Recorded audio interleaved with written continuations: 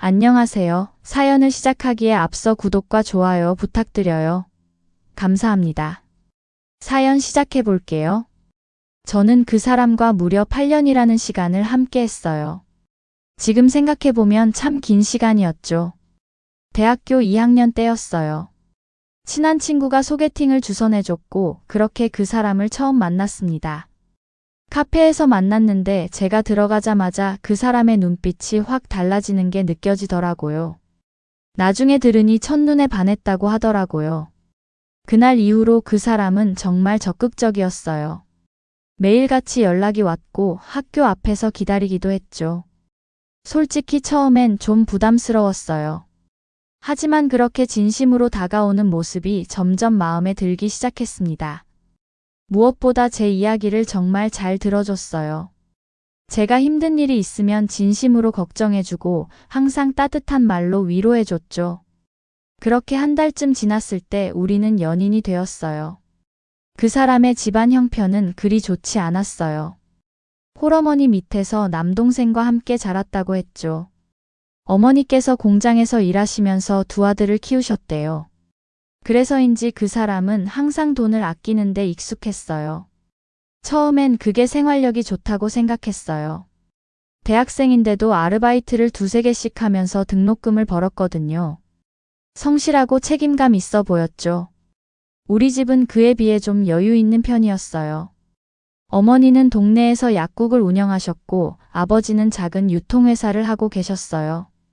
크게 부자는 아니었지만 제가 원하는 걸 하는데 큰 제약은 없었죠. 대학 등록금도 부모님이 다 내주셨고 용돈도 넉넉하게 받았어요.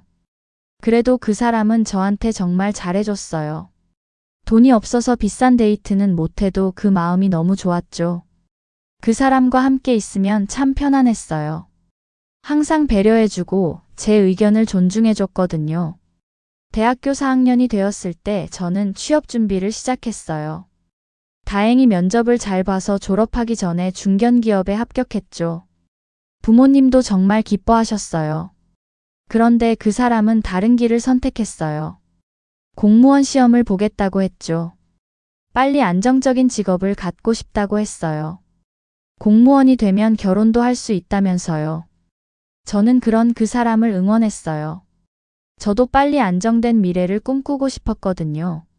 그 사람은 졸업 후 본격적으로 공부를 시작했어요. 물론 수입이 전혀 없으면 안 되니까 주말에는 아르바이트를 했죠. 그러다 보니 자연스럽게 데이트 비용은 제가 더 많이 부담하게 되었어요. 처음엔 전혀 문제가 되지 않았어요. 제가 월급을 받고 있으니 당연한 거라고 생각했죠. 그 사람이 열심히 공부해서 좋은 결과를 얻으면 그게 곧 우리의 미래니까요. 저는 회사 일이 끝나면 그 사람이 공부하는 독서실 근처 카페에서 기다리기도 했어요. 공부하다 지치면 나와서 함께 커피 마시고 이야기하다 가곤 했죠. 하지만 시간이 지나면서 뭔가 달라지기 시작했어요. 그 사람은 점점 예민해졌어요. 공부가 생각만큼 잘 안 됐나 봐요. 작은 일에도 짜증을 내고 제가 무심코 한 말에도 화를 냈죠. 저는 이해하려고 노력했어요. 얼마나 스트레스가 심하면 그럴까 싶어서요. 그 사람은 미안하다고 요즘 너무 힘들어서 그렇다고 했어요. 그렇게 사과하면 저는 금방 풀렸어요. 그리고 더 열심히 뒷바라지를 했죠. 영양제도 사다 주고 맛있는 음식도 자주 사줬어요. 그 사람이 공부에만 집중할 수 있도록 다른 건 제가 다 챙겼어요. 그런데 1년이 지나도 합격 소식은 들리지 않았어요. 그 사람은 점수가 아깝게 모자랐다며 다음 시험을 준비했죠. 저는 계속 응원했어요. 하지만 어느 순간부터 그 사람의 태도가 이상해졌어요. 공부한다면서 자꾸 친구들을 만났어요. 술도 자주 마셨죠. 그 사람은 스트레스를 풀어야 다음날 공부를 할 수 있다고 했어요. 저는 이해하려고 했어요. 그래도 가끔은 너무하다 싶었어요. 금요일 밤에 술을 마시면 토요일 내내 숙취로 누워있고 일요일에야 겨우 일어나서 공부를 조금 하는 시기였거든요. 그러고도 월요일엔 주말에 공부를 많이 했다고 하더라고요. 술을 마시면 연락도 잘 안 됐어요. 전화를 해도 안 받고 메시지를 보내도 몇 시간씩 답이 없었어요. 다음날 연락이 와서 물어보면 너무 취해서 핸드폰을 못 봤다고 했죠. 처음엔 그러려니 했는데 그게 반복되니까 불안하더라고요. 그러던 어느 날 큰 싸움을 했어요. 그 사람이 또 친구들이랑 술을 마신 날이었어요. 밤 11시가 넘어서 연락이 왔는데 완전히 취해 있더라고요. 제가 걱정했다고 하니까 갑자기 화를 내는 거예요.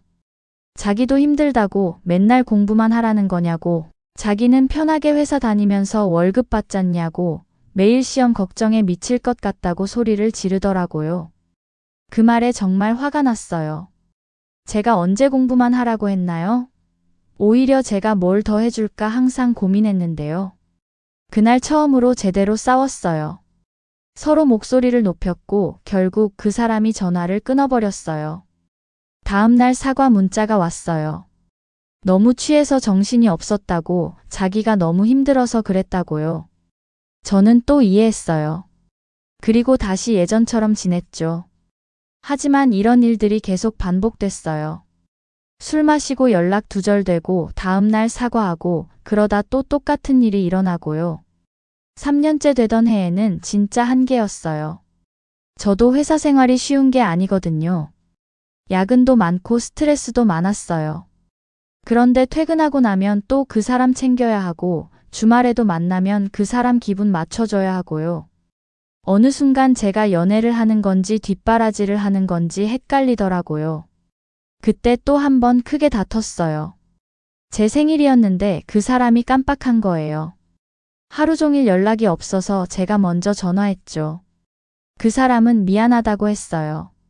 오늘 스터디 모임 있어서 정신 없었다고요. 그리고 생일 축하한다고 했죠. 그게 다였어요. 축하한다는 말 한마디 뿐이었어요. 선물은커녕 미안하다는 말도 제대로 없었죠. 그래도 4년째 되던 해에 드디어 합격 소식이 들렸어요. 그 사람이 전화로 소리 지르며 합격했다고 알려줬을 때 정말 기뻤어요. 그동안에 힘들었던 일들이 다 보상받는 기분이었죠. 이제 우리도 결혼 준비를 할 수 있겠다 싶었어요. 그 사람은 지방 소도시로 발령을 받았어요. 처음엔 서울에서 멀어지는 게 걱정됐지만 그래도 괜찮았어요. 안정적인 직장을 얻었으니까요. 주말마다 제가 내려가거나 그 사람이 올라오면서 만났어요.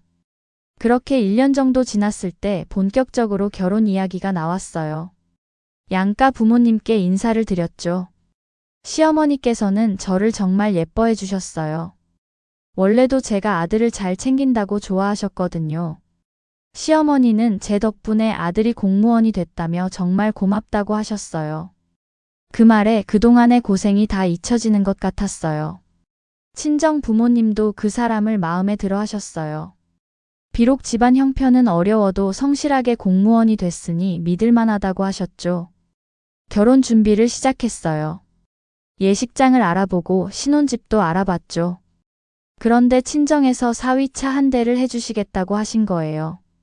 출퇴근도 해야 하고 차 있으면 편하다면서요. 그 사람은 정말 좋아했어요. 평생 뚜벅이로 살아왔는데 드디어 자기 차를 갖게 된 거잖아요. 그날부터 그 사람은 어떤 차를 살지 고민하기 시작했어요. 인터넷으로 이 차 저 차를 찾아보고 시승도 여러 번 다녔어요.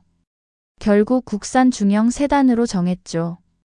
가격은 약 5천만 원 정도였어요. 계약을 하고 나서 그 사람은 매일같이 차 이야기만 했어요. 마치 어린아이처럼 들떠 있더라고요. 저는 그런 그 사람을 보면서 행복했어요. 그동안 힘들게 공부하느라 고생했는데 이제 좋은 일만 생기니 다행이다 싶었죠. 그리고 저도 사실 예전부터 봐둔 반지가 있었어요. 가격은 300만 원 정도였죠. 큰 돈은 아니라고 생각했어요. 친정에서 해주는 게 있으니 이 정도는 괜찮겠다고 생각했어요. 주말에 함께 반지를 보러 가서요. 제가 다른 건 다 필요 없고 전 이거 하나만 받으면 된다고 했어요. 그 사람은 반지를 잠깐 보더니 다른 것도 보자고 했어요.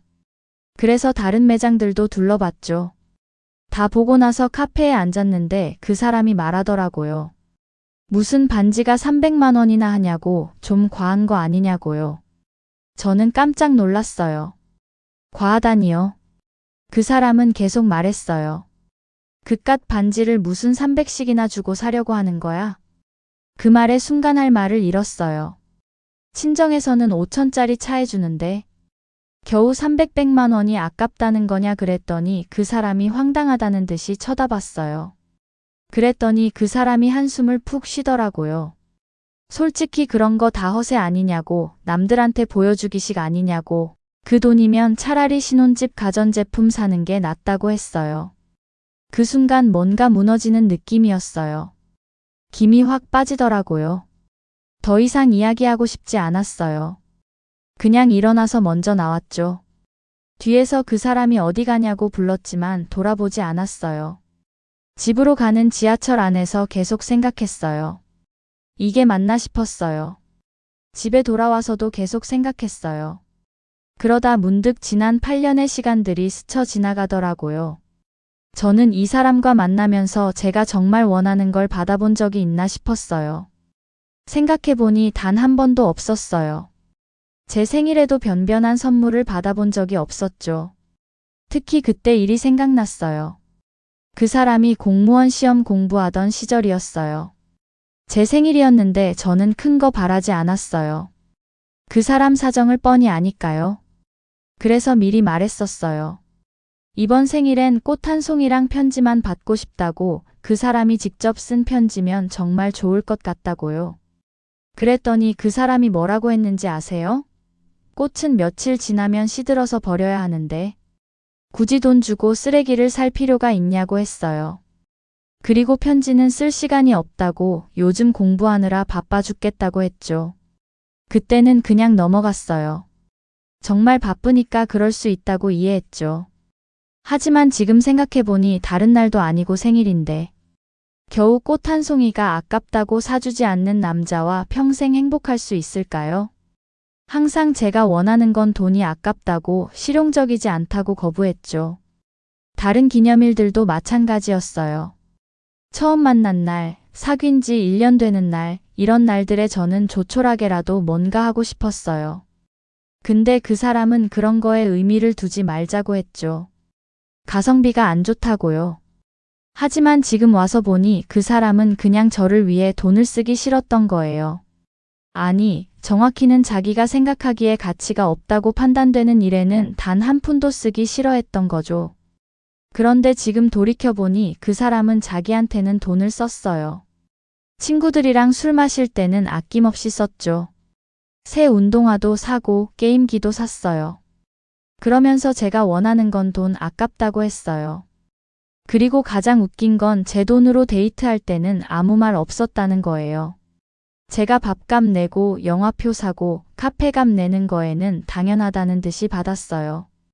그때는 몰랐어요. 그게 얼마나 이기적인 태도인지요. 그날 밤 잠을 제대로 잘 수가 없었어요. 계속 생각이 났거든요. 이 사람과 결혼하면 저는 평생 이렇게 살아야 하나 싶었어요. 제가 원하는 건 항상 거부당하고 그 사람이 원하는 건 다 들어줘야 하는 삶이요. 반지 하나가 문제가 아니었어요.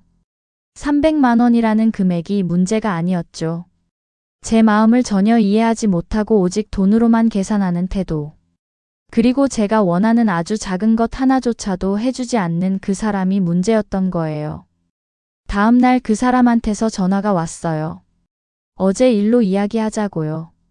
저는 정리된 마음으로 만났어요. 제가 말했어요. 우리 결혼 다시 생각해 보자고요. 그 사람이 황당하다는 표정을 지었어요. 갑자기 무슨 소리냐고, 반지 때문에 그러냐고 물었어요. 저는 고개를 저었어요. 반지만의 문제가 아니라고. 우리 8년 동안 사귀면서 제가 원하는 걸 받아본 적이 없다고, 항상 이런 식이었다고 말했어요. 그 사람이 어이없다는 듯 웃었어요. 그깟 반지가 뭐라고 이렇게까지 하냐고, 좀 과하지 않냐고 했죠. 그 비아냥대는 태도에 더 이상 대화하고 싶지 않았어요. 저는 친정에서 해준 차 계약을 취소할 거라고 말했어요. 어차피 결혼할 생각을 접었으니까요. 그런데 그 말에 그 사람의 얼굴이 확 변했어요. 그게 무슨 소리냐고, 왜 그러냐고 소리를 질렀어요. 그래서 전 당연히 그 차는 결혼을 조건으로 예물로 해주려던 건데 나는 이 결혼을 할 생각이 없으니 당연히 차 계약을 취소할 거라고 그랬더니 그 사람이 소리를 지르더라고요. 그 사람이 말했어요. 아, 알았어. 반지 사줄게. 그럼 된 거지? 아, 진짜 이렇게까지 해야겠냐? 아무튼 반지 사줄 테니까 차 계약 취소는 없던 거로 해. 마치 큰 인심을 쓰는 것처럼 말하더라고요. 그게 너무 웃겼어요. 저는 말했어요. 이제 그 반지 필요 없다고, 그리고 너도 필요 없다고요. 그러니 다신 연락하지 말라고 했어요. 집으로 오는 길에 눈물이 나왔어요. 하지만 후회는 되지 않았어요. 오히려 시원했어요. 8년이라는 시간이 아깝지 않냐고 물으신다면 아깝죠. 하지만 그 사람과 결혼해서 평생을 불행하게 사는 것보다는 나았어요. 집에 와서 부모님께 파혼 소식을 알리고 차 계약은 취소하기로 했어요. 그 후로도 그 사람한테서 연락이 계속 왔어요. 전화도 오고 문자도 왔죠. 처음에는 사과하는 내용이었어요. 미안하다고, 자기가 잘못 생각했다고 다시 한 번만 기회를 달라고 했어요. 하지만 저는 답하지 않았어요. 한 달쯤 지났을 때 시어머니께서 연락이 오셨어요. 아들이 너무 힘들어한다며 다시 생각해달라고 하셨죠. 정중하게 거절했어요. 그런데 시어머니는 이해할 수 없다는 반응이셨어요. 고작 반지 때문에 8년을 만나고 헤어진다니 말이 되냐고 하셨죠. 역시 모자지간이구나 싶었어요. 둘 다 문제의 본질을 보지 못했어요. 물론 쉽지만은 않았어요. 8년이라는 시간이 짧은 시간은 아니니까요. 제 이야기가 누군가에게 도움이 되었으면 좋겠어요. 8년이라는 시간이 아까워서 잘못된 결정을 하지 마세요. 지금 헤어지는 게 나중에 이혼하는 것보다 훨씬 낫답니다. 행복하세요. 그리고 당신을 진심으로 사랑하는 사람을 만나세요. 그게 제가 이 긴 이야기를 통해 드리고 싶은 말이에요. 제 긴 이야기를 끝까지 들어주셔서 감사합니다. 구독과 좋아요, 알림 설정까지 잊지 마세요.